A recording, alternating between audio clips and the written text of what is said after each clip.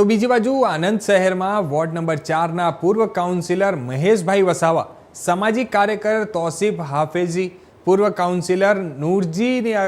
અગાઉ કરેલી રજૂઆતને લઈને મહાનગરપાલિકા દ્વારા વોર્ડ નંબર 4માં સીસી રોડ માટે 46.40 લાખના રોડ મંજૂર થતા આજે પૂર્વ કાઉન્સિલર મહેશ વસાવાના હસ્તે સીસી રોડના કામનું ખાતમુહૂર્ત કરવામાં આવ્યું હતું। આણંદ શહેરમાં વોર્ડ નંબર 4માં મહાનગરપાલિકા દ્વારા ભાલેજ રોડ પર અલેફ પાર્કની બાજુમાં રહીમાનગર 2માં 23 લાખના ખર્ચે મેઇન સીસી